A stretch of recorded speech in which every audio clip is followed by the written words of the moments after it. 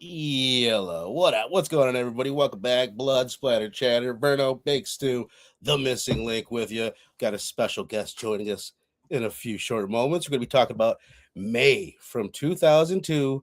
Little known, probably an underseen movie that's probably super divisive. I feel like this is either a movie that you kind of love and kind of appreciate, or you just hate it and can't stand it. So I'm really curious to see where we're all going to stand on that. But first of all, before we bring in the brother, Big Stew, Missing Link, my brothers, what's going on? How we doing? What, man? Doing well. So happy to be here, dude. American Mary. You watched the wrong one? No, I'm kidding. No. Like, what the What's up, brother? That isn't even close, man. American Mary. I think what it is, you got it mixed up. We covered them both on DHS, like in back. Okay, I was gonna say, yeah, that's what it is. Okay, all right, and bringing in the brother who, again, when we covered this on DHS, he wasn't there. It was my pick on DHS. I sent this man a mask back in the day when I was gonna upgrade to the Blu-ray that they put out for May, and then it turned out it was a Region B only one. And then they put out another one since it's like $40. But I sent this man my DVD, so he has one and I don't. But my brother, Mr. Rock and Rowdy, what up? It's right there, man. So you don't have a copy of this physically? Dude, it's like $40 now if you want to get one. Dude, look what that Alabama humidity has done. See that? Yeah, that's like most of my DVDs right there. Look at that, man. Now, super happy to be here back at the home of my favorite place for a theme song for a show with a bunch of talking heads talking about movies. That's what I'm talking about.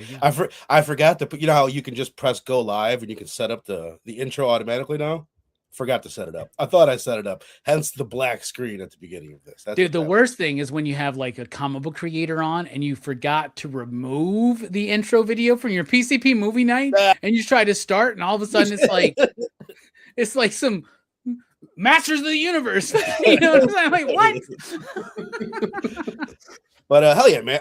I'm really glad that we're doing this. I've kind of wanted to do it for quite a while. Partially when we did this for DHS, it was my pick, and it was like the first time that I'd picked a movie that I knew 3 or 4 grown men were then gonna go watch and come and talk live on the internet. So there's like this certain pressure. I was like, oh my God. And even as I'm watching, especially then, because it's a cringy movie, I was like, "Oh my God!" Your first pick for a YouTube conversation was May.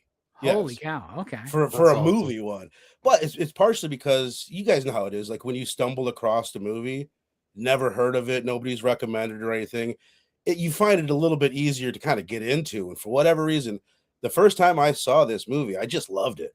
I was like blown away by it. Now I've leveled up a lot in my horror, whatever fandom and ability to kind of judge a movie in a lot of ways, but I still think it's a super interesting movie in a lot of ways that we'll get into. But director Lucky McGee, this was his debut, it was his directorial debut. He's done 4 movies. This was the only one that he ever wrote, and he wrote it while he was in film school. And he's done a few since. I haven't seen any of them. He did The Woods in 2006, which has Bruce Campbell in it. He did The Woman in 2011, which has pretty good reviews. They're all horror movies. And then he co-directed All Cheerleaders Die in 2013. And then he just did in 2022 with Stephen Lang. He did Old Man. I haven't seen any of them. He co-directed All Cheerleaders Must Die? Yes. I've seen that movie. That's actually a funny movie. That's a good movie. I've heard of that one. I haven't seen any of them, though. That's actually a good movie. That's a movie that my girlfriend got me into, actually. I'll double check and make sure. Oh, there's this short mini like horror series that came out like circa 2007, 2008. It was only like for Xbox 360 at the time. They're like short 15, 12-minute short videos, but they're like for most of the part acclaimed horror directors. I've got like 2 of them on my Xbox, but one of them was by Lucky McGee. Really? Shorts, and it dealt with like a really strange, awkward. I gotta look up the title and I'll send it to you guys in the back chat. But, see, I'm kind of curious to check out. It was like my first thought when I saw this is like, oh, I want to see other things that this guy has done because of the uniqueness of it. We'll get into all this a little bit further, but I think real quick, I just want everybody to know Nope, not the movie I was thinking about. I was thinking about But I'm a Cheerleader. Okay. Not Cheerleaders Must Die. Different movies. With what's her face? Seen that one. With the In fact, my only voice. fuck with Lucky McGee is Sick Girl from Masters of Horror. He did an episode of Masters of Horror. Oh, yeah, episode. Lucky McGee did an episode of Masters of Horror. Yeah, it's called Sick Makes sense. Girl. I think No it's season shit. 2, and it's pretty good. And I think it's only based on this movie. That's crazy. Like, honestly, yeah. So I had no clue who he was. Well, dude, probably the more interesting people that are behind the scenes on this. And I remember seeing the name come across the screen when I first saw it. It says Ryan Johnson edited. And I was like, the Ryan Johnson? And it is. So it was Ryan Johnson, and then his cinematographer, Steve Yedlin, did this, who has done all of Ryan Johnson's movies. So this movie is brought to you in large part by the people that made The Last Jedi. Wow. And the Knives Out films. Like, how crazy is that? You telling me That's that insane. if May was more of a success, maybe Star Wars is in a good spot today. Right. If Ryan Johnson never. It's pretty wild. And honestly, that's one of the things, and we'll get into it, but the editing in this really stands out, good or bad. Like, it's one of the things that really stood out to me, especially the first time that I ever saw the movie. But I'll send it to you in a second, because I'm really curious what all you guys thought about this. Watching it again, there's something about the movie. Like, I've said this to you guys before, I've gotten better with this, but I really used to be bad. Like, if somebody was doing something cringy on TV, I would have like this secondary embarrassment, like really fucking bad. When I was younger, I used to always call it the Wonder Years effect, because it was like, Kevin, oh my God, when he's right there, you're embarrassing yourself. This is so embarrassing. And sometimes I would reach out and grab the fucking remote and just change the channel. People were like, what are you doing? I'm like, I don't know. Like, it would affect me in a big way. And this movie is all about that. Like, May is embarrassing and awkward. There's something so weird about her that I don't know. There's some reason that it works for me. It's a very effective ass movie in that regard. And when it does finally do like the gory, creepy stuff, like, it's really nasty and it's really like, ugh, kind of like it's got a major ick to it in certain ways. So, and the other thing, and then I'll send it to you, Stu, is like, we've been doing this show for 3 years now, plus everything I did on DHS, all the shit I've done over on Pop Culture Philosophers with you, Rocky, or Rock and Robbie. And we never done anything like this. There's just not many movies that are like this dude just called me Rocky. I love that. Right, hybrid of Rock and Robbie. Well, real quick, go ahead. The series is called Horror Meets Comedy, and it was the very first episode and it's titled Blue Like You. Okay. Lucky McGee shit. Interesting, man. Van, my brother. Nate, my brother. What up, man? Appreciate you. Barry Blue. What up, y'all? Barry Blue. How's it going? Vestron Blu-ray for only $25. I thought I saw $37. $37 when I looked on eBay yesterday. So I'm gonna have to double check that. Oh, but it's only on Lionsgate limited site. Okay. Interesting. The It's best the only way thing, you get the Evan, is to Supreme Court have a steelbook. homie of yours send you this fucking waterlogged Blu-ray. That's Right. or a DVD. That's what you want. But Big Stu, man, dying to know. You've hinted at something that was making me think that you hated it, but I don't know. Lay it on me. What's your opinions on it? What did you think? Dude, I loved it. I thought Yes. it was definitely like a hidden gem. I completely can see where you're coming from. Like, on my first time watch, just being hypnotized by it. I mean, Angela Bettis's performance is fucking like, I'm sitting here watching this and wondering why this woman didn't become like a superstar. I mean, I think she's just absolutely owns this role in more ways than one. It's just incredible. But yeah, it's I like the structure of it. Like, it's it's soft and and kind of alluring and quirky, and it's first half to 2/3, and then, like you said, in that last little bit, it really turns the volume up to 11. I love all the performances we get, and Anna Faris, Jeremy Sisto, like all these cats that we would come to know and love, and really make their name out there. It's just it's crazy to see them in these roles like early in their career. So yeah, it was I don't know, this is like one of those movies I'm mad I didn't discover earlier on, but I was, yeah, dude, I was thrilled by it. Like, at the end of the day, I think it has like something for everybody, and it's like also of its time. It's very 2002, like with the soundtrack, and it feels like it's like a hangover from the 90s to a degree too. Yes, right. Absolutely. It's got that hangout quality. it's that crazy you get in a lot of 90s movies. Because of rewatching this, the thought did cross my mind. I was like, man, like I remember being a kid or teenager in the early 2000s, thinking like, man, we're so far away from the 90s. We got such distinct style, and it's like the more I age, the more I see how the early 2000s were just leftovers from like 90s initially, you know. The early part of every decade is like that. The early 80s is basically the 70s. The early 90s is basically the 90s, right? There's still hair metal bands and shit like that, right? I was 13 in 2001, bro. I was like, oh no, we're so far away from fucking like 1997 and shit like that. Like that's just, you know. Right. In the year 2000, I was 19. I was like, man, the 90s are done. Man, let's go, man. We're moving on to bigger and better things. And honestly, I think that was peak civilization right there, man. Oh shit. I forgot what I want to do. Lake, before I get your overall thoughts, you guys in the chat, you guys help us decide what we're going to be covering next week. Since we've been doing the show, we'll always do a movie and then we'll be like, man, we got to do the sequel. We got to get to this sequel. And then we never get to them. We never get to the sequels.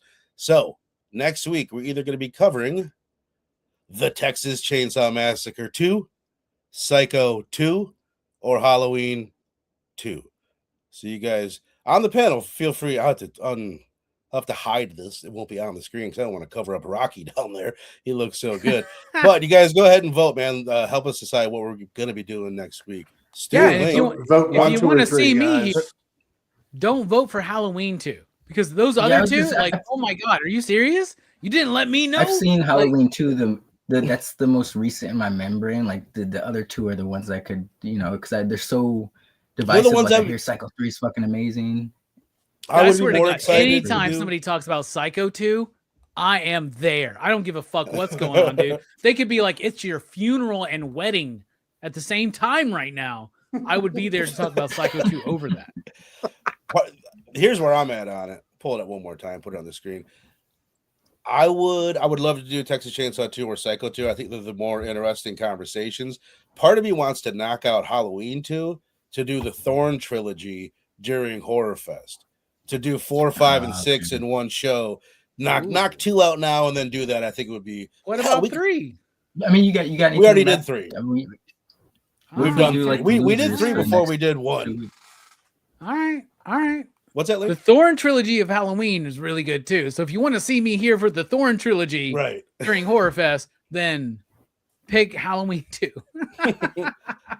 just do the losers in the following weeks, you know. Like we could. Well, I got plans for a few weeks, but we could knock them out between that for sure. But anyway, we did. You were there. Robbie wasn't there when we did it for DHS, but you were there, Link, and you you know what I almost did? This reminded me of. I almost clipped out what Scarpad did on that show. Do you remember how he started it? May, for anyone that hasn't seen this movie, May's got a lazy eye, and Brother Scarpad has a bit of a lazy eye, as he's not shy about. He started out by saying, he's like, I put this movie on, and honestly, I grew up and I had a lazy eye. Just the way that it affected me and the way that I was able to like emotionally connect with May. And I'm sitting there like, God damn. He's like, no, this movie fucking sucked. He's like, this was terrible. I'm just kidding. But I thought it was like the best thing. That sounds like Scarpad, man. Yeah, that's a good. I really personally resonated with this movie. It made me realize how much I hate myself, dude. This movie sucks. It fucking blows.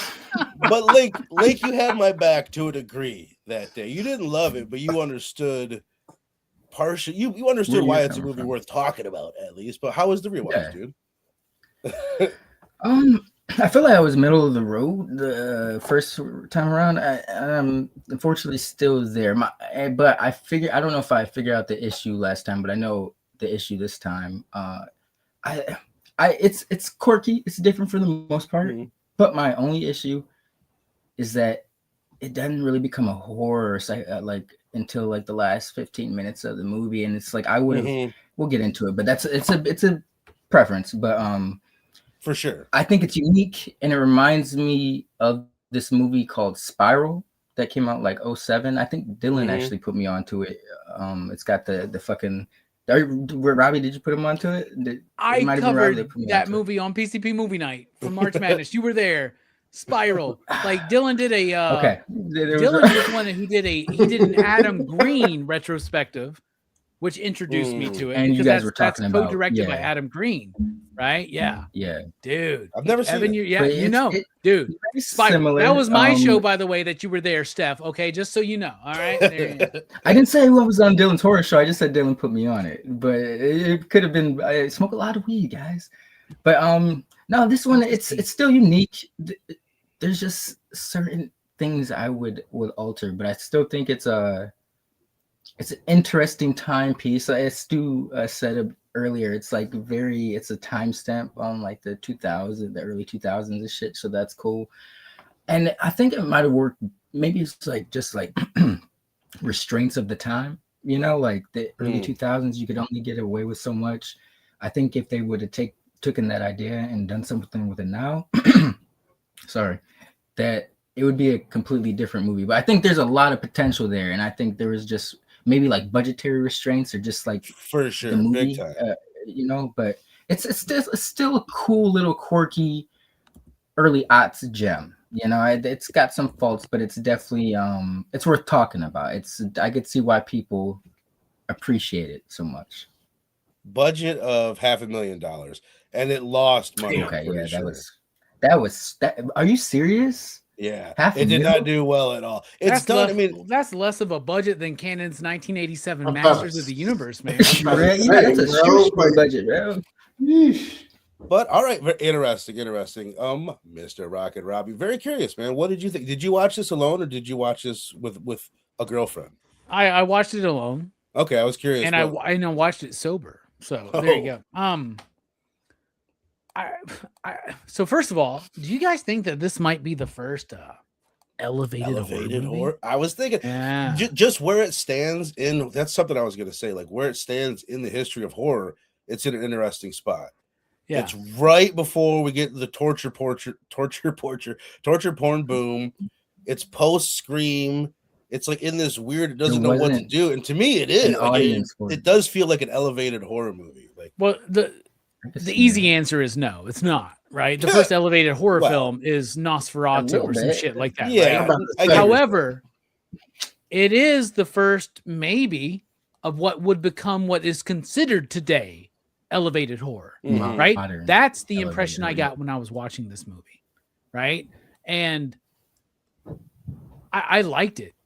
Good. I really liked it, to be honest with you. And I love the spiral connection that you were making there, Link, right? Because it is Dylan that got me into Adam Green, but I was the one who did the single show about spiral. And I even told Adam Green that I was about to be doing it, and he was really excited. So there you go. But anyway, love you, Dylan. Dylan's like Dylan got me. I thought I was a horror fan until I met Dylan. You know what I'm saying? Like, I was like, man, you're the horror fan that like didn't say no to anything. You're like the Samuel L. Jackson of horror films. You're the Nicolas Cage. You just say yes.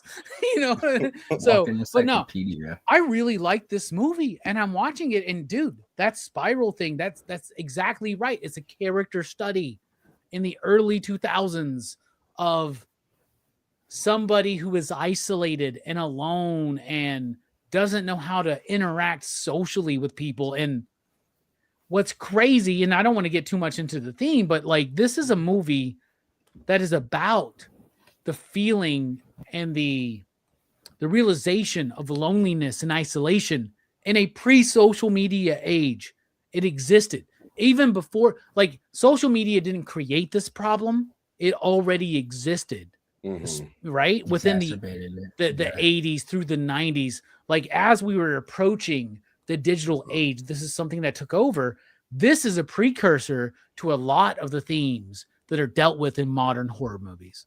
I think all of the performances are great. I had no idea who Lucky McGee was. I know his name because he did Sick Girl in Masters of Horror, which was in season 1, by the way. We haven't gotten there yet. It's episode 10. But maybe one day we'll finish season 1. Is it really? It's like the next episode then. Yeah, I think. Honestly, I think I even asked you after the last Masters of Horror thing we did. I was like, who is Lucky McGee? What did he even do? And you were like, he did May. Yeah. And I was like, oh, that's the movie you sent me. So like when you told me you were doing this movie at the beginning of May, it's gonna be May, right? Like it's very appropriate. Plus, you sent this gift to me years ago, and I've never watched it. And it's Robbie week right now. My birthday is Sunday. I'm very excited. I loved it. I thought it was really good. I was messaging my girlfriend earlier saying, yo, I think you'd really like this movie because it's a character study. It's talking about the interior workings. Plus, Anna Faris in this role, not something I'm used to seeing her in, dude. Right? See, dude, brunette Anna Anna Faris over blonde Anna Faris all day long. Like, dude, and Anna Faris that is down to fuck. That's the Anna Faris I love. If she's DTF, so am I. You know. Anyway, I really liked the movie. I thought it was good. It was, it was good. It was very strong. Is it perfect? No. Is it the exception? Like, meaning, is it exceptionally like resonant? No. But this is, and I would say this is one of the most important and underlooked as far as importance goes, films of the early 2000s into where horror goes beyond what y'all love to call torture porn, which I just love to call next level amazing horror films. So there you go. I love it. You know what one I thought about a lot was Babadook watching this. Like the same, like, you know, a female under the microscope. Well, it's elevated. She's, like, yeah. Jenna Ortega. What does that mean, though? I feel like we're half joking when we say elevated horror. What does that mean? I feel like it is.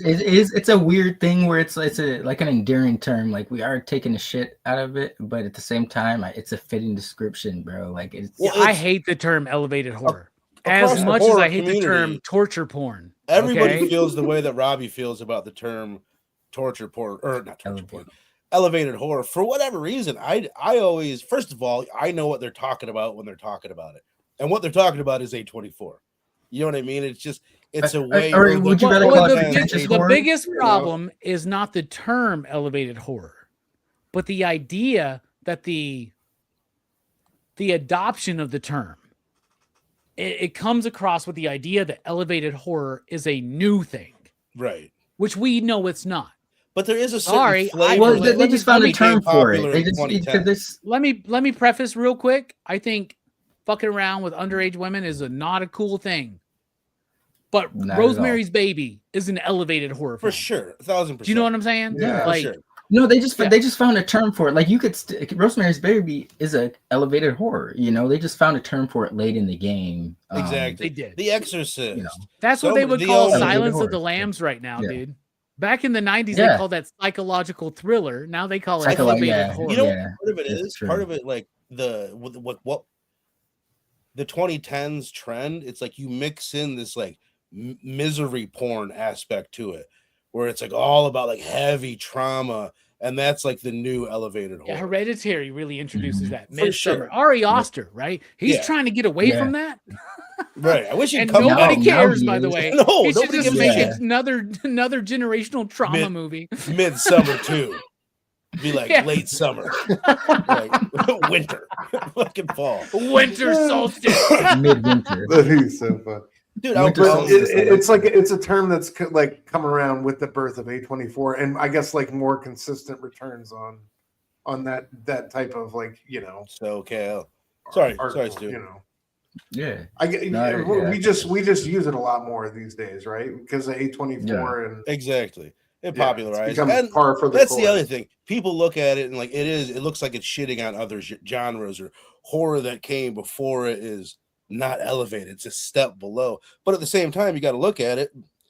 They're trying to do like more cinematic. Like they're raising the bar for like the storytelling, the acting. It sounds better than pretentious horror, you know. Which is what you're right. That would be a way to put it. You're not what sell money like, yeah, I'm making a pretentious horror movie. Like, can I get some funding? It's different than the other horror movies. It's a little bit smart. It's a little bit deeper, you know. So yeah, I think elevated. In the early 2000s, man, nobody gave a shit if you were like, I really want to explore isolation and social situations, Right. and trauma and identity and Because most of the world bisexuality or maybe pansexuality, honestly, if you're really looking into the movie deeper, right? We don't want to see that. And Dylan, thank you for the birthday wishes. Happy belated birthday to you. Dylan. Oh, happy birthday, brother. I missed it. Yeah. No, I didn't get it, man. Like, I didn't know you could find it on the website, Dylan. The Vestron edition of May for $25. That's some information. I saw it for 37, and I was like, bro, I can't do it. Evan pulled that out of the future and just put us on game real quick. That's what that was. That's up with his master speed Wi-Fi. Where did I want to go with this? Okay, well, just shit. Since you guys brought it up, one of the things that I dislike about the movie is Anna Faris. I love her. My wife fucking hates her. She hates her in the Scary Movie. She doesn't think she's funny. I think she's the funniest chick to ever walk the planet. I love her. I can't stand her in this movie for whatever reason. There's something about it. I feel like she's still playing Cindy from Scary Movie. She's acting like she's in a satire or a spoof, or like she's like way over the top with her. This is an indie piece, bro. There's so many of the scenes that I almost like, damn, like she's like her. I would edit her out of the movie if I could, but you need her for the legs chick. How are we gonna get legs without her? So, or a neck, I suppose. Like, I don't know. Like, I'm surprised that it sounds like you agree with me to a degree, right, Link? No, yeah, I found her very not to say that Cindy isn't obnoxious in the scary movie. She's supposed to be movies. Exactly. This movie, I don't know if she was like, the whole time I was rewatching this, I felt like I just kept thinking, I was like, okay, this is like shortly after Scary Movie 1 and 2. She's still early on. She still doesn't know if that's gonna like provide a stable career. So maybe she's just trying to sell a character. So it's like one chick from Scary Movie. You just see her, Ryan Reynolds. But I found her very annoying. I don't know if there's a better way to describe it. Like anytime she was like, when she finally got, I was like, yeah, it was like a form of relief. Like I know you won't hurt me, May. Hey, my little pussy. Like she was her just look, like, who talks like that? When she gets her look of like ultimate betrayal and just like, it's almost like all those fucking dipshits that get killed on that bus in that Texas Chainsaw Massacre Netflix movie. Do you know what I'm saying? We're just like, oh my God, I feel so good. The catharsis right now. It's great. I love her in this movie. I wholeheartedly disagree. Like she to me is the early 2000s bisexual woman that is down to fuck, that I am down to fuck with. You know what I'm saying? But the problem is, I guess that being they're all kind of like a harasser. Well, but they're not. But yeah, she was wild. Wait, what? She was just sexually harassing May, bro. Like she was coming on like she was doing some weird shit. I found that's what I'm saying. She's not only was she obnoxious, she was annoying. Like she was like, "Do you like pussy?" She's like, "What?" She's like, "Do you like pussy cat?" Like all that shit. I met my cat, you dirty girl. Like who fucking talks like that? You on the nose, you know what I mean? Like, I'm just trying to say that Anna Faris in this movie is someone I would have fucked with back in the early 2000s, and I don't fuck with those people anymore. So I guess maybe she is a bad character, but she plays it right. You know what I'm saying? She plays it right, man. I love Anna because there's always been something off about her, and I feel like that's just intrinsically like who she is, and she's there's never like she's not gonna give you an Oscar-worthy performance, but at the same time, I don't know. There's something always charming about what she brings. Dude, also let me be very. I'm with Robbie on this one. Yeah, let me be blatant about this. I've always had the hots for her, dude. I just think she's fucking sexy as fuck. I think she's cute. I think she's sexy. I really dig it. And seeing her like this, I'm like, hell yeah! Till you get your throat slit because you crazy too. You know what I'm saying? Delaney's not here, so let me say, just don't fuck with crazy, man. And you'll be always fine. A good idea. Always. And then like this one saying her whole fucking character was annoying. She's gonna invite a chick that she's trying to seduce over while her girlfriend's in the bed, and then like get some sex going in the living room. Bro, Link, let's be very honest. If that situation happened to you, what would you do? You'd be like, yo, you'd be like, hell yeah, let's go, man. I'm talking about in the context of the movie. Anna Faris was annoying, point blank, bro. Her character Link's not May. It should have been no May. Yeah, I'm not handle that. Well, part of what I think Right. they're doing, which is cool, like there's the way that there's the power dynamics between the two people that her love interest with I think his name is Adam, Jeremy Sisto's Jeremy character. Sisto. Yeah. Sisto. There's like a it would tell me if you guys agree with this. It would if he were to sleep with her, she's so infatuated with him, and he's kind of like calculating. You can always see that he's like looking around and really thinking about the situation, and he's way more aware of the dynamic between the two of them. It would almost be like not cool of him to sleep with her because he's got this power over her. And then with Anna Faris's character, she is the one that's turned on by May. She's the one that comes on to May. So the juxtaposition of those two is like, it's interesting, and it's like to see where the power dynamic shifted is what they're playing with. Whether it's super duper successful, I'm not sure, but it is. I feel like that's what they're trying to do. I think you're right. That's actually very astute. Most dope, my brother. But Stu, man, what do you think of just the rest of the cast? I know you said a little bit on Angela Bettis, right? I got her name, May. But Jeremy Sisto, or does anybody else stand out in the cast you want to mention?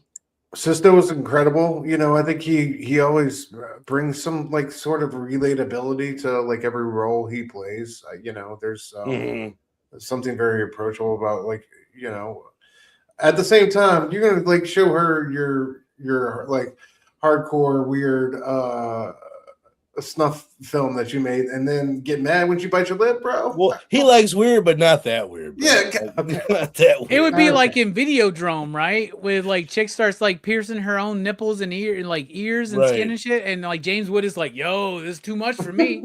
Are you serious? Some people are Your TV is breathing vicarious, at me right now, wanting to have sex with me, man. Come on. That's his way of living the life without being in it. You know, he's like, I'm curious about it. Someone make these weird videos. You know, some people a little bit more vicarious about it. Yeah, I wouldn't want that though. They're cool with the weird until it's really in front of them. Right, exactly.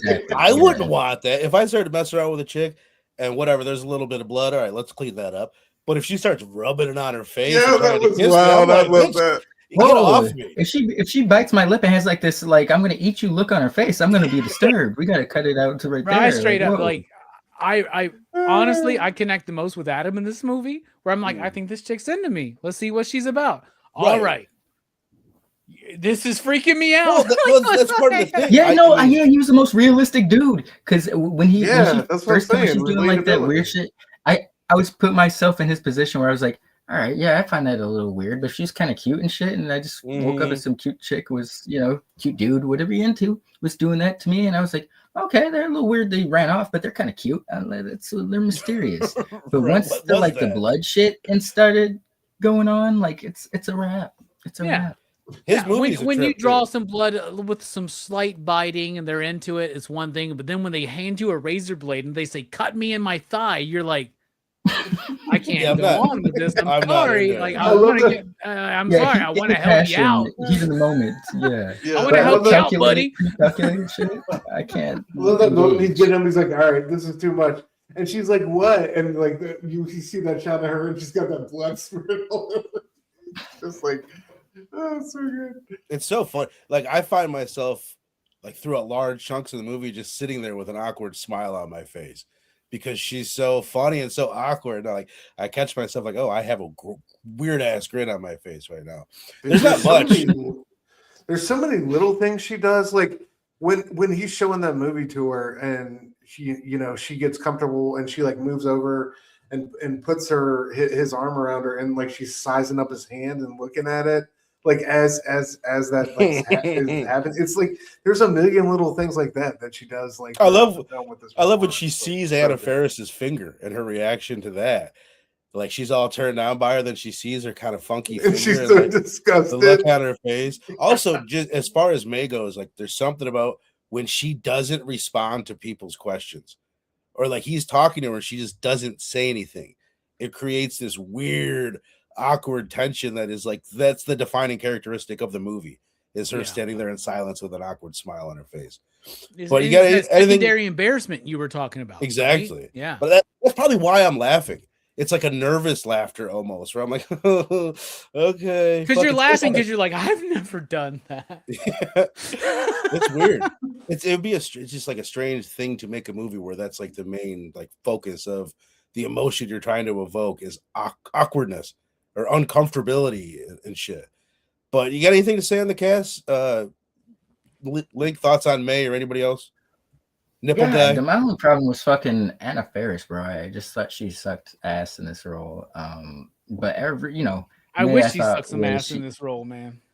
I mean, and not in the good way, so we can't twist the words. But Jeremy Sisto, yeah, he was fine. I think he was the most believable character in this film.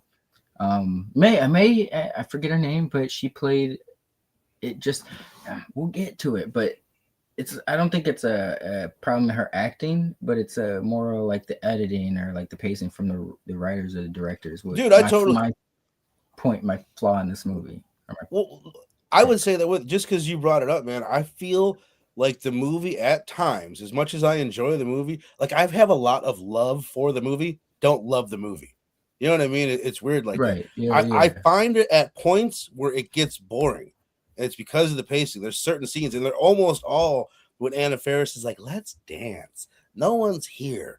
Or shit. Like it's the scenes where she's in that it's like, there's something about the editing and the pacing. I know that they're leading up to this like explosion where the horror all happens at the end. I don't have an issue with that, but there is something about it that is just like, it gets a little boring and a little too slow for me at times. And she has something to do with it, I think. But Robbie, you got anything else to say about the cast? I just want to say those are the most exciting times for me in the movie. When like I said, when Anna Faris seems like she's DTF, I'm very excited. I do want to. James Duvall plays Blank. He's like the punk kid or whatever. I'm watching this fucking movie and I'm like, that's the goddamn apocalyptic bunny from fucking Donnie Darko. Are you serious? No, that cracked me up. And I really liked his performance because May keeps coming up with people that want to, and I think this leads into some of the thematic stuff, but like even the nerdy, ostracized, unconventional, not social girl or boy, right? Like when you're a young woman or a young man and you're an object, right? There are people that will overlook all of that bullshit just to kind of like, and he was one of them, like, right? Like the bunny, right? That dude, what's his fucking name? I just looked it up. Blank. Yeah, Blank, the punk boy, right? He seemed like he was like cool at first, but then you realize that he's just there because he thinks this is an easy target. He thinks she has ice for his nipples. He's very hot. I know. It's so obvious. And it's talk about secondhand embarrassment. I don't want to get too into it, but let's just say I hired an employee who was an attractive person who was very also approachable and outgoing. And then let's say all of my customers and all my staff was around this fucking person all the time. You're right. And I'm like, y'all need to work, like, is it a female or a male? It doesn't matter. Oh, well, but so I don't know. But the biggest point is this, like May has an attraction to people just because of the body, right? She doesn't have that attraction when it comes underneath the body, which then, since she doesn't have that connection, leads to this misconnection to where, dude, when I post it up, y'all know me. I like to do these, like, I'm now watching this fucking movie for this show, and I like to show off a little toy or something. I put a Frankenberry motherfucking shit behind this motherfucker. I didn't even realize there was some Frankenstein shit going on in this movie. Awesome. Yeah, she's trying to make like her perfect, like, because she doesn't understand connection. She's never had it. She knows connection in bits. She thinks these bits together can make the ultimate connection. And that's why I love Frank the Bunny in this fucking movie, is because like he shows that like we feel like he's somebody who maybe is cool for her, may take a shot. How many times in our lives do we tell people, take a fucking shot? You like this person, take a fucking shot. Well, maybe it's new comic book day. Take a shot. Yeah, they'll take a shot for that. Shut the fuck up. They'll take a shot, right? But like maybe it's not for their best interests, right? Exactly. And that's something that happens in this movie. Like May is an attractive woman a lot of people would be interested in her, but she doesn't have Just that very connection. unhinged. And I think that what's his name? James Duvall does a great job as Blank, showing us that in the movie. Yeah, it's hot in here. Can I take my shirt off? It's so hot. You got ice on my nipple. And it's so fucking obvious, man. He plays It's it. so Plus, I don't funny. see him in much shit. So I think it's really No. cool. It's really I cool. mean, but we don't get enough from the movie to really dispute that. Like every person she encounters, for the most part, we never see her encounter a good person who has her best interests. It's always Right, like right. people It's trying to almost too use real, and right, Link? I mean, I believe there's good Link's people like, out there. she responding hadn't to met you. me, man. Yeah, no, I wouldn't fuck with May. I wouldn't fuck with May. But there is someone for her that clash. isn't trying to. Everyone, like, I would Use and say abuse her. Adam isn't like trying to take advantage of her. He's intrigued They're by just trying her. to fuck real quick. She's pushing herself so hard that he's intrigued by her. And then I think he maybe does kind of fall for her a second. He's like, shit, this could be fun. Like, if he had her, if that was his partner, he's like in complete control of that relationship. Yeah, You know what I mean? You're talking Like, about the power dynamics, right? That's very important. Maybe that's what's so attractive about May, right? Is that like I feel like I could get power over here, like She's super ice submissive. on my nipples. I'm so cold. She'll buy this, It's right? Jennifer Nobody else from- I mean, would. but hold on. Stu in a moment let's would understand what that dude was after, and Stu would be like, "I'm sorry, sir, you have to leave." Right. You know? Yes. I mean, She's but not that aware dude like wasn't that. necessarily bad. Like, she invited him, like, for thinking he's about to get a quick hookup. Like, let's be real. If you were put in the same position, are you necessarily bad because you found a chick that you thought you were gonna get a quick hookup with? For sure. And she she's got, like, not dead animals in her she's not fucking freezer. She's not acting like that that super pushover that's going to be easy to take advantage of. He doesn't see him like a predator. He does kind of seem like someone that's just out looking for someone to have sex with, but not necessarily in a predatory. Oh, she's way. really into me, man. She loves my hands. She eats juju beans with me. Yeah. Now here's the question, and this is the thing. Like the first time I'm watching this movie, like I'm curious how I felt about it. I think I was like into it, and I'm like, "What the fuck is this movie?" And the part where I was like, "This was awesome." I love that kill, and we can get into that now. Like the way that they did that kill and they edited that kill specifically. Yes, he sees what's in the freezer, and then you see her reaction afterwards, all bloody and smoking a cigarette, and then it cuts back to her and attacking him, and that to me is like what really like made me fall in love with the movie. And then from there on out, we get all the kills in the last. I think it's like 25 minutes. I think I looked last night. There's like It's 20, like the final act, yeah. 25 minutes of the film where we get all that. And this is another feather in Angela Bettis's cap, is that she kind of plays dual roles, because after that, she's a completely different person. Now she has purpose in life. She has confidence, and she doesn't act anything like the character at the beginning of the movie, right? Like overly, like resting bitch face, confident, like kind of a gnarly chick. But what do you think, Stu? Type of shit. What do you think of the kills and like the horror elements that we get from that on, or some of it earlier? The cat. It starts with the cat, I suppose, which I do like the progression of that. Yeah, the cat is wild when she's spraying it with the air freshener. That was crazy as shit. Yeah, crazy that it starts there. And then when we get that transformation scene, like after she sees what's her name and her like her new partner, and she, her new hookup, and she starts feeling some type of way. So, and she gets the new outfit. By the way, did y'all get like Carrie vibes with that outfit that she transformed, and she was getting all those compliments on the outfit? And she played. I don't know if I mentioned that remake in the early 2000s. She could have definitely. They did, and she did it. Did she play the part? No, are you fucking serious? Yeah. Oh my! I swear to God, I didn't know that. I meant to mention that earlier. Yeah, I think it was the same year. I don't know if it was a made for TV series. Wow. Yeah, but she played Carrie in this same year, maybe the year before. Damn. I'm gonna have to check that out. Yeah, just that dress and like the dark crimson stain on it. It was so cool. So, yeah, I just love how transformed she was in those final kills. I love that, like that scene where she called her up on the phone and she was like, "Happy Halloween," and how like different she sounded through her voice and shit like that. And then I love the yeah, the kills we got with Anna Faris's character, and then her Girl with the like yams, her partner. gams. Yeah, like both of those, like the dark lighting, just like it's like the kind of seductive nature of them, like the especially like the girl in the kitchen. I thought that was like super dope. So I love that. yeah, I think that's still in the intro to Dylan Horror Show. The milk mixing with the blood. right. That I love, man. It just like symbolizes without the real gore. And it reminds me of there's a scene in Better Watch Out, the Christmas movie from the 2010s, where it's yellow paint mixing with blood. That I thought of that. Get Out. I was like, well, this is totally opposite of Get Out. You know, they mix with the colors over here. Oh shit! And then, dude, the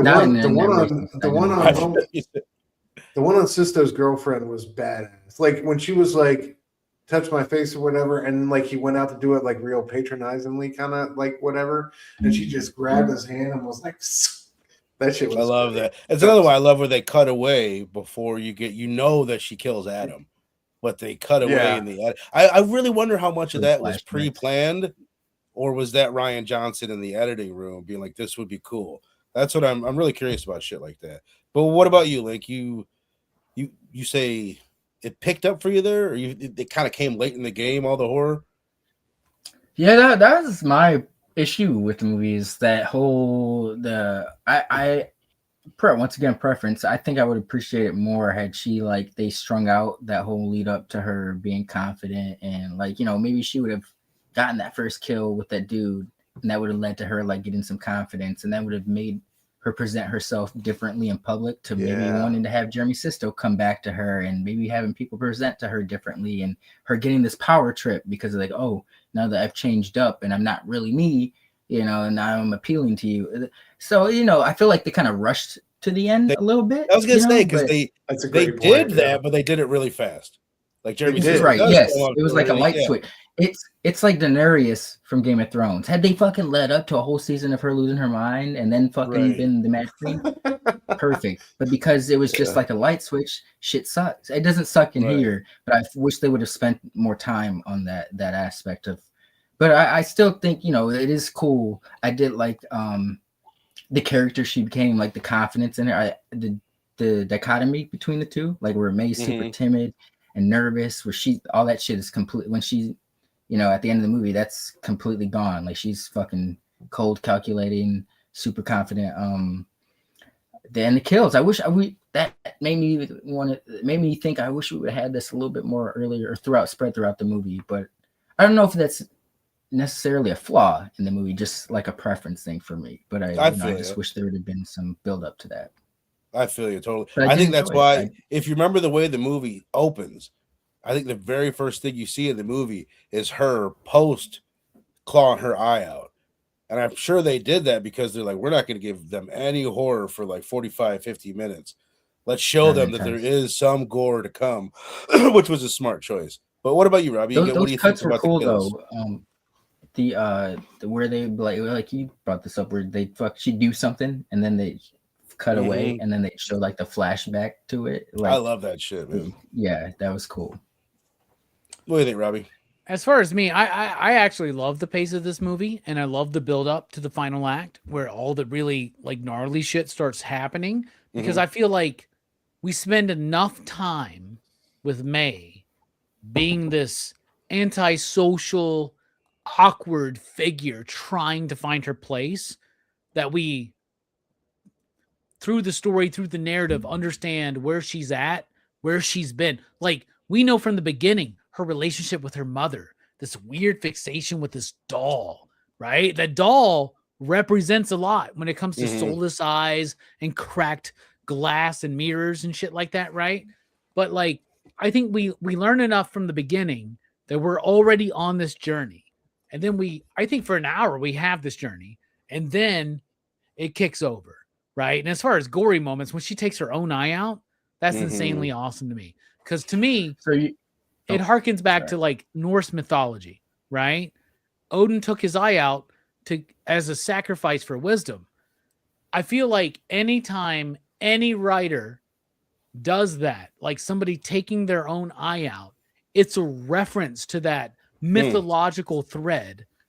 But to me, the profound thing is that what is the wisdom she's seeking? She takes that eye and puts it in her maid companion. I need a little bit of myself into the person that is perfect for me. Mm-hmm. That is very true. The people that we're with are partners, right? Some of us are married. Some of us just are dating. Some of us, we all have different stories. But we all know, I think, that those who really resonate with us, there's a little bit of ourselves in them, but we're not ourselves, right? Just a little bit. Just one slight perspective. And that's what I love about the eye thing, man. A glimmer. That's awesome. That's also like the blind kids, because that's another like element of the story that does just kind of seem like thrown in there, but it does fit. But it leads to, I think, like what feels like strange pacing. But that scene in itself, it's so weird. Like, why are they so aggressive about trying? Why to did they dive on the fucking? Why do glass, they do it? Fam? I think it's just because he had a vision. He was like, "What if? What if?" We have all these literally was kids. Like, why do they keep going for it? Why aren't they worried about the glass? Ah! Like, whatever. It's worth it. But it's wild. You got that wild ass soundtrack going. I'm like, oh, it's so effective though. Like it really. Meanwhile, is, like, John McClane did that shit like nothing in Die Hard, dude. Same. And thing she's though, like, whole man. girl's like, ah. Why are you rubbing your always I got messes glass me in my up. fingers. Right now? Yeah. That whole thing was bad shit bananas, man. But okay, so let's Yo, see. I just want to before we move please, on. please. Eye, she takes it out at the end. I just like that the ending part right before like the Frankenstein raises its hand over and starts comforting her. Like the eye is sitting there and it rolls off of the fucking. Yeah. I don't know if you guys noticed. It's such a good little. I love that. I just rewound it like 20 times. I love that little detail. It was so good. I think that was one of the things, like honestly, and I've said this, I think, on the show when we covered this on DHS, before doing PCP movie night and Dylan's Horror Show with you, Robbie, I wouldn't really think of a movie. I wouldn't think of the themes that way. What is it saying? I wouldn't fucking think of a movie like that. So I feel like at the end of the movie, I was like, oh, I get it. I get what she's doing. And like, that was part of it that I was just like satisfying to me, that I was able to recognize what I thought it meant or what I thought it was saying. And I just thought it was fucking cool. But let's get into the themes. Part of that is like, you remember the line that she says, like, she's trying to find someone, she can't communicate, which we touched on earlier. She doesn't know how to respond to people or how to interact with people because of the way that she was raised. And she says a line when she's talking to the Frankenstein monster. She's like, I will just feel it and then you will feel it right here. So it's like she wants a shortcut where she doesn't have to communicate with something. She could just feel it and they will feel it. And she wants to be seen by someone. So that's like this eye thing and her being seen.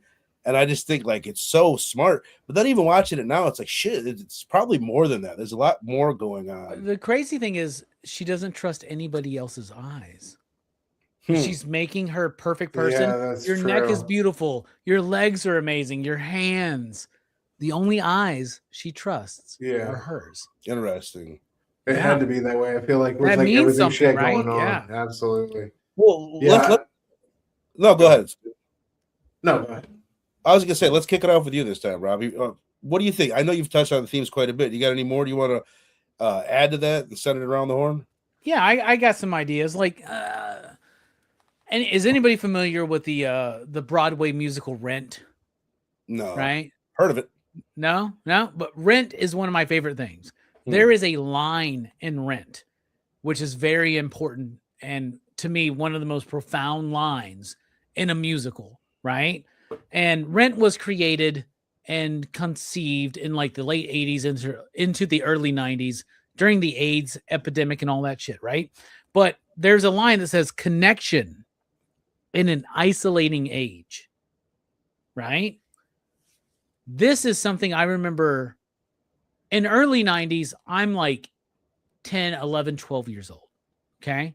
I really became an adult in the 2000s when this movie came out, right? When maybe if I was making a movie, I might have some of these same ideas. Who knows, right? But like so first of all, it's about loneliness and isolation in the pre-social media age, right? And what I'm trying to say is, much like elevated horror, the idea of isolation and loneliness and a wrong misattempt at communication and connection with others, we think that's a social media age new thing. It's not, right? This existed.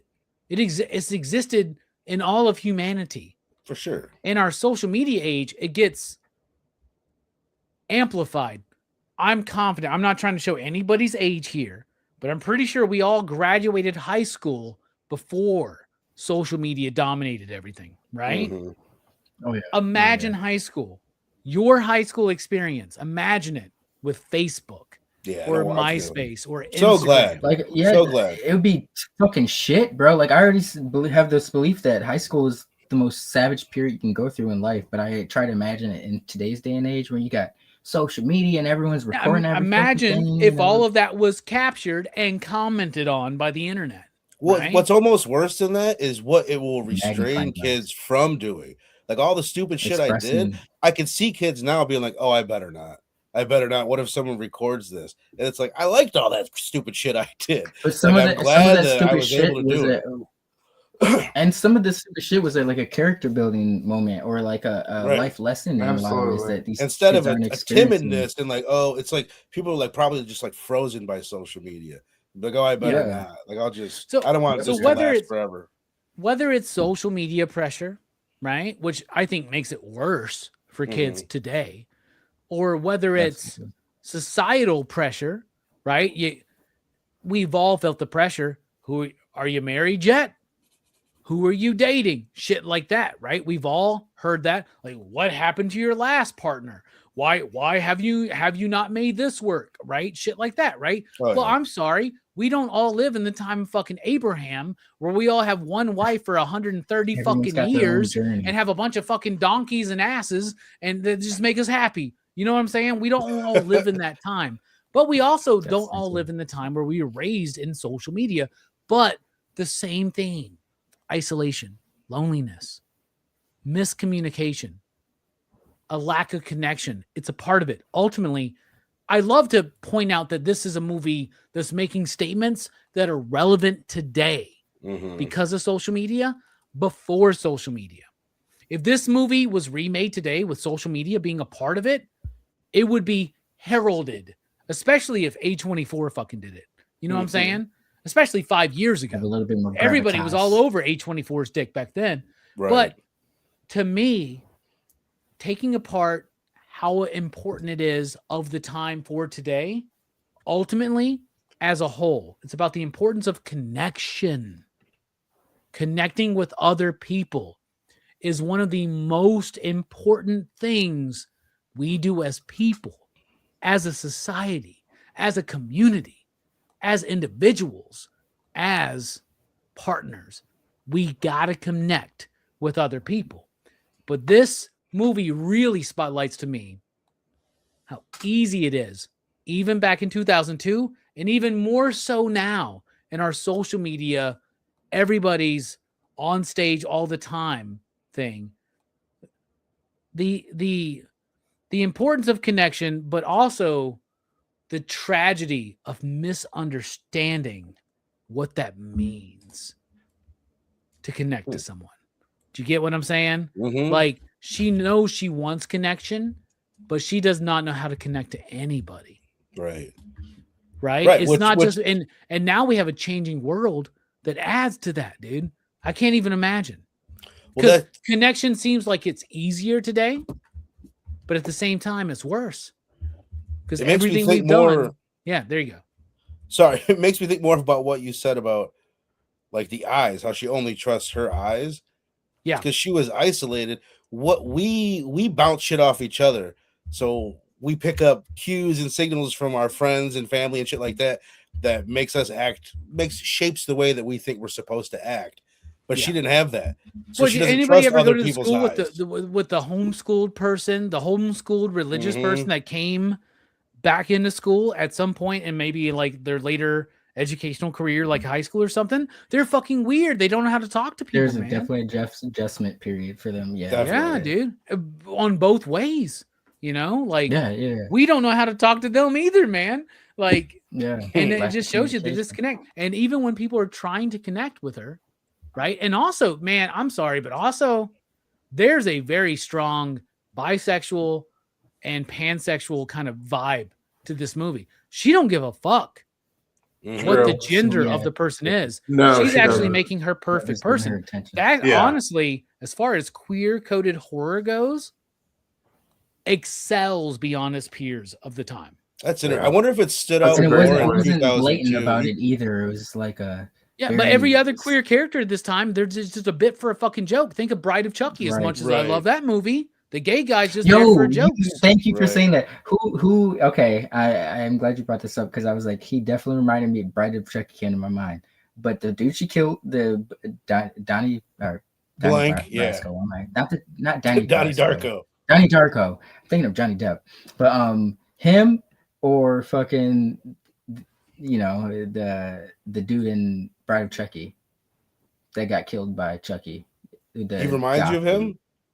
Yeah. Oh, Yeah, who's that more guy. annoying, Okay. though? Who's I was more thinking of annoying? the Yeah. gay friend. You're talking goth about guy. Not the Tiffany's Yeah, Marilyn Manson the- lookalike. Yeah, the Marilyn Manson dude. Yeah, Yeah, that's they what it had reminded similar me. vibes. I'll give Marilyn Manson had the better hair. This You guy's got some fucking ice for my hair. nipples, man? This is so ridiculous. But Link, you got anything to add to that, or anything you want to add before? we break Theme, that down?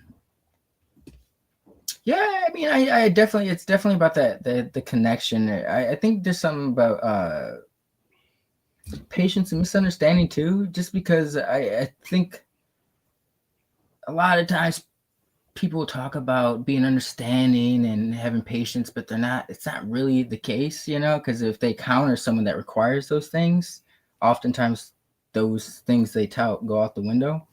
And I think that was like the case with May, where it's like if she would have encountered someone that understood like patience, and like everyone just called her weird and it's like, oh, she's weird, but no one took the time to understand May, you know?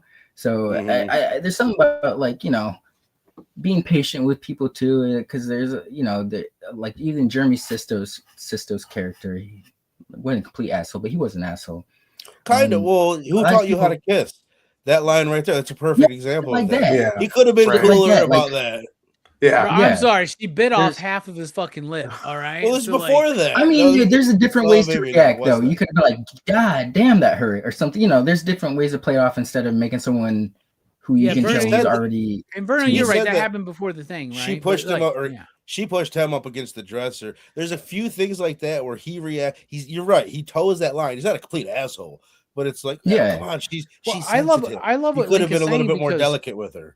Yeah, I love what Link is saying because sometimes when I was talking about connection and our misunderstanding of that need, sometimes we feel like we have a need for people to connect to us. We forget that it's our job to connect to others. Right. We're expecting people to connect to us instead of us connecting to them. If that makes sense. Well, I've heard recently. It's like if you want people to like you, like other people. You gotta, you know what I mean. You've got to be the liker. Go out and like those posts, people, if you want to get those likes. But that is, Right. you know, you don't sit around and wait for it. Which I find myself, I've done that plenty of times. With like people I haven't seen them forever. It's like, well, call them. Oh yeah, I could do that. Well, like I'm when doing the she same bites his shit. lip, she's confused.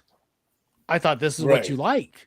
I Right. thought this is what you want. Like you showed me your art, and to me, your art means the core of you, right? And- she just doesn't get it, man. Right? Because she In doesn't today's know. age- There's a lot of She's surface level ultra shit in this sheltered, man. world.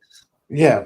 What's I up mean, with like, the not only doll? she's Though? sheltered, I don't but quite he- get the doll. I think it's like, well, that's the problem with the mom. Is the mom? It's twofold with the mom. It's one that you're not perfect and you're not good enough, right? You have the lazy eye. We got to cover you up and differentiate. Do you from think the everybody doll else. represents her mother's judgment on her Totally. throughout Well, the it's movie? her. Yeah. Okay, that's what I was. It's pretty thinking. much her. I look at it as almost like her raising herself. It's like, Susie, how do I do this? And then Susie doesn't talk. She's like, well, you do it like she's speaking for herself. So she never had that other person to bounce it off of. This is really like Pieces. This is like another version of Pieces, I know. man. I thought about doing Pieces. And then throughout the movie, she never encounters like a good. That's what I'm saying. Like it's unfortunate the movie didn't introduce like a counterpoint to all the shit people she met to really like, was May truly fucked up, or is it just fucked up people she keeps running into? In 2002, 2003, this movie is so ahead of its time, but in 1983, it would have been like of the moment or ahead of its time. Like, or like, right. You know what I'm saying? Like right there. It would have been like, yeah, like this movie's making, this is a very 80s 2002 movie. Well, it's a very 2010s 2002 movie too. So that's why it's like it's weird. And like I said earlier, it's got those 90s. It's misplaced. And you guys maybe think because at this time we're wanting Saw, right? This is what Saw comes out in 2003 or some shit like that, right? Yeah. The world is like, it's at a tipping point. I wonder if this was done like before 9/11. Saw was 2005. This was made before 9/11. It didn't come out until after 9/11. So it's Texas Chainsaw was 2003. Saw was 2005. Yeah. Saw was 2004. 2003 was House of a Thousand Corpses. That's what I'm thinking. That's right. 2004 though is Saw. 2003. Stu, before I send it to you, was it? No, that in theaters it came out 2005. Yeah, it says 2004. I think when you look it up, doesn't it? 2004 or whatever. It might have been at one of those. Man. It might have came up at a festival. The confidence thing, like clearly she lacks confidence. That's like a huge part of at the beginning of the movie, and then later when she makes the switch, she has all the confidence. But her mom not unwrapping the gift or wrapping the gift for her, unwrapping it for her, and not letting her do it herself. That's huge. Because if you have kids, you know you're supposed to let them fucking do things. Don't do everything for them. Like that'll kill their confidence, and it's the most important thing that you can build in your kids.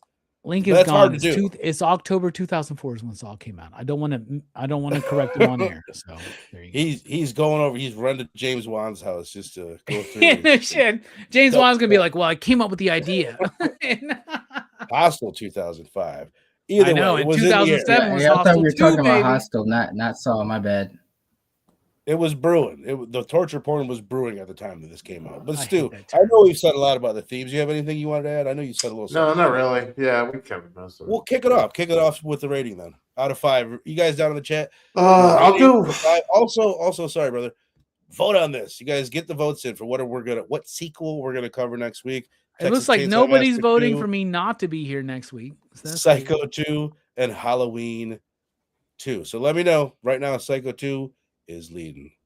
But sorry, Stu. What do you say? I'll go 4 out of 5, man. Yeah, this thing had a lot of great things going for it. I think just a little bit with the structure of it, and I guess some of the transitions and some of the editing. But regardless, I think a super solid movie, great performances. A hidden gem for sure. So 4 out of 5 for me. Hell yeah, man! I loved it. I was very curious what both you and Robbie were going to think about it. Missing Link. I'm curious what you gave it last time. I feel like I'm going to guess you gave it a 3.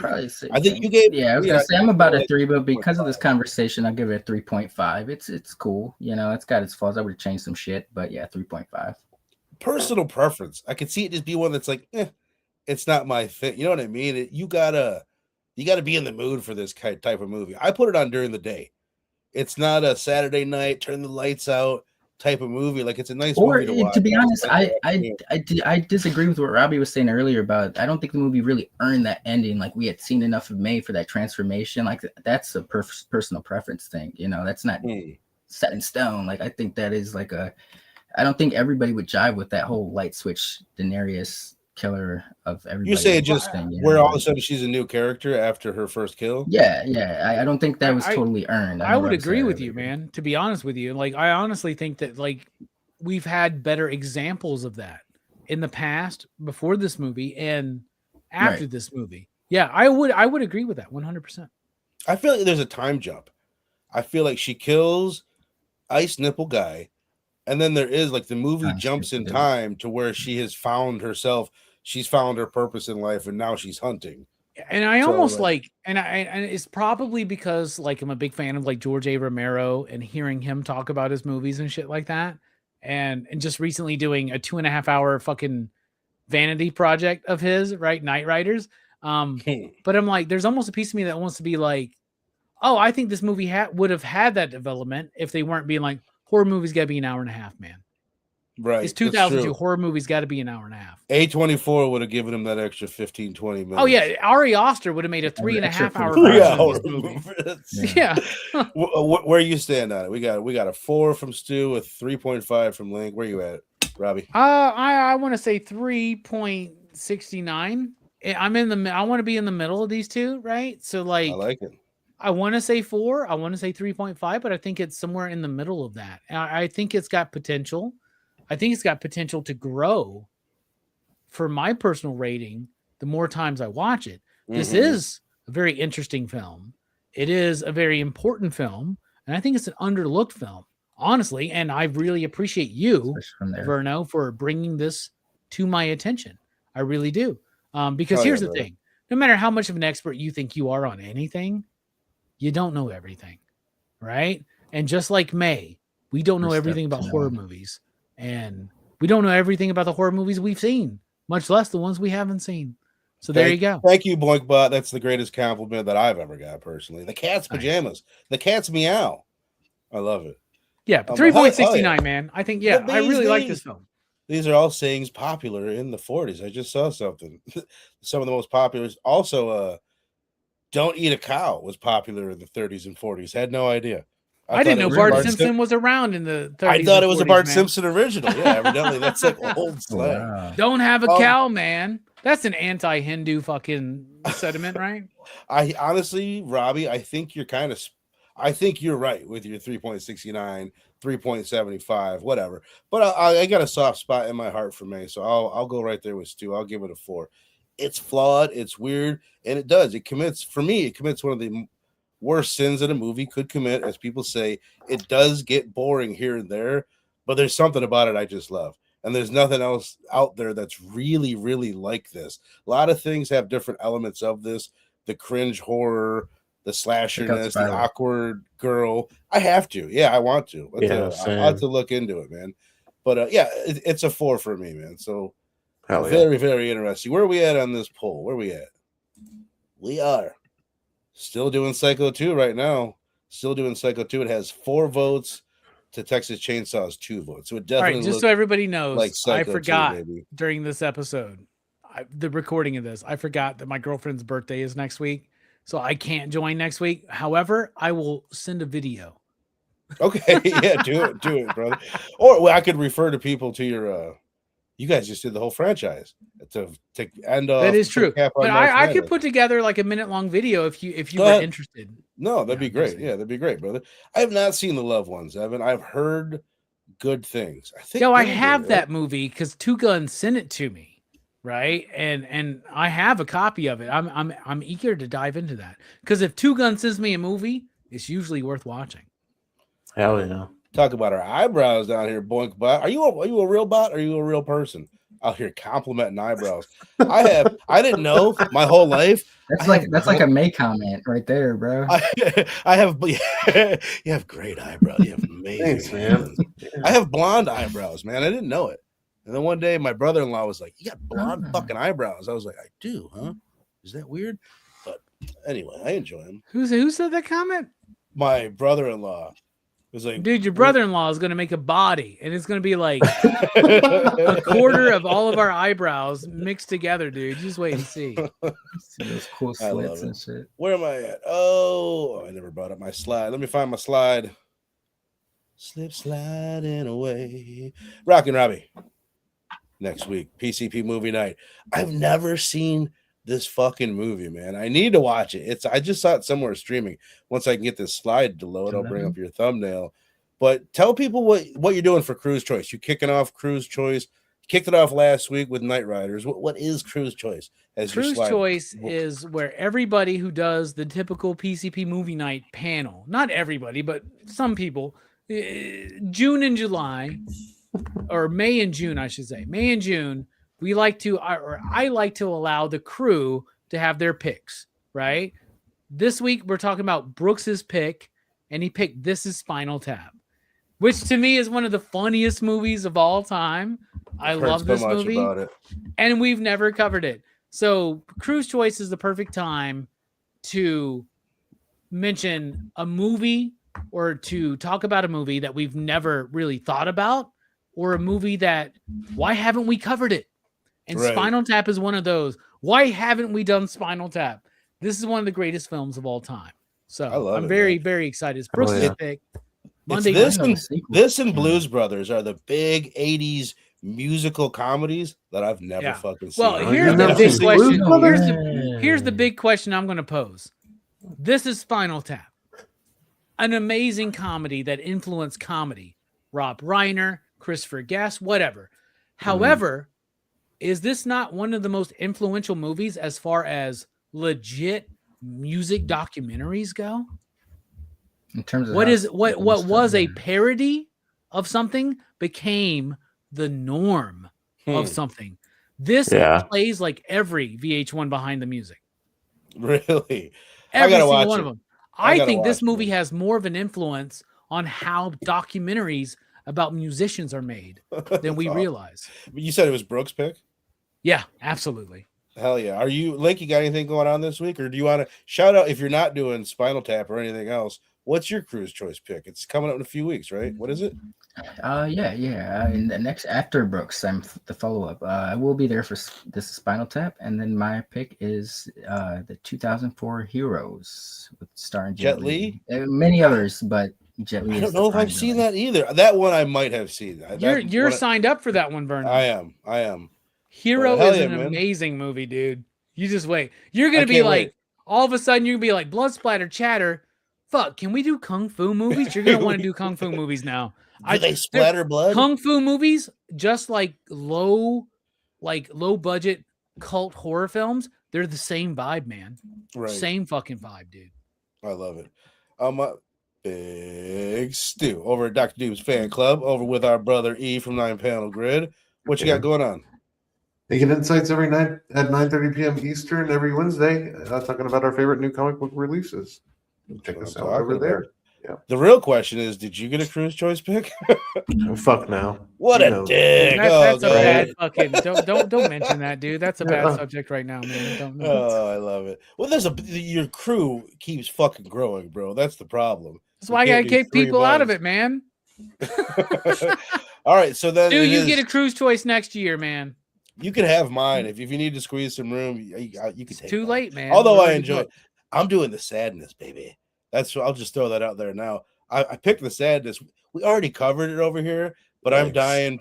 I'm dying to have another conversation about it. Re-go through it. Have Robbie comment on it. Get your lady and Brooks' thoughts.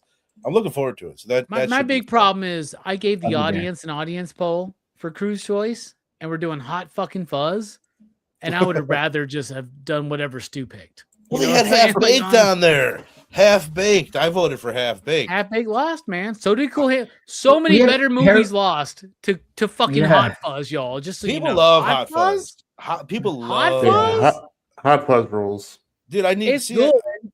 Oh, if you know Point Blank, if you fuck with Point Blank, you understand Hot Fuzz. But like, I would be more excited about whatever random movie Stu would have picked. I feel like Stu would have been like I don't know, man. I feel like Stu would have been like Three Ninjas. What are the parameters? Just pick whatever. Maximum This Overdrive. year it was, Anything, yeah. Anything that they There's haven't different. covered. There was one year where it had to be a Never Tom forget. Cruise movie, right? And That was great. we had fun that year, and then like 2 months into it, we were all like so tired of Tom Cruise movies, man. Like, so I got one more time. Like, I feel like we should do Terry Crews movies. Right? God. I do Friday 2 or Friday. He's after in next, Friday one of 3, those. unfortunately. Yeah, That's that'll the work. one he's in. Close enough. We'll do it for Christmas. He got your nose.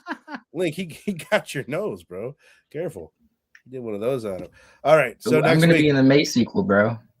it is official. Psycho 2. I'll say what Robbie likes to say about it. It never should have happened. It never should have worked. But somehow it did. That's the wrong button. That's the wrong fucking button. But hell yeah, man, I'm excited about it. Psycho 2. It's good, clean, fun. Go check it out. Go log in, sign up, subscribe to this channel, over at Robbie's channel, over at Dr. Doom's Fan Club for good, clean fun. Appreciate you guys in the chat. You've been awesome. Oh, Hold on. One of y'all have to do It Follows for Horror Fest. I'm claiming it. I'll do it. I got a copy of it, man. So Been planning on doing it for years. I've been wanting to do it forever. Movie. That's Hell the yeah. STD one, right? It's the STD one. Watch it. Spoilers. You Okay, catch yeah, I haven't seen that. and Eh. Psycho. Never seen Psycho. It's not though. That's a very loose. you've never Yeah, seen right, Psycho man. 3, Yeah. Verno? Oh, I haven't seen After Part 2. I Psycho only 3 saw is 2. a fever dream, dude. You got to watch it. Bro, I'm on it, man. I'm on it. After you watch Psycho 2, watch Psycho 3. It's ridiculous, dude. Jeff Maybe I Fahey. I might watch them all this week just to have it in all the context of it. Ooh. Well, anyway, you guys have been great, man. Appreciate you guys in the chat. You guys in the panel. You guys are super fucking cool. And we'll see you next Thursday for Psycho 2.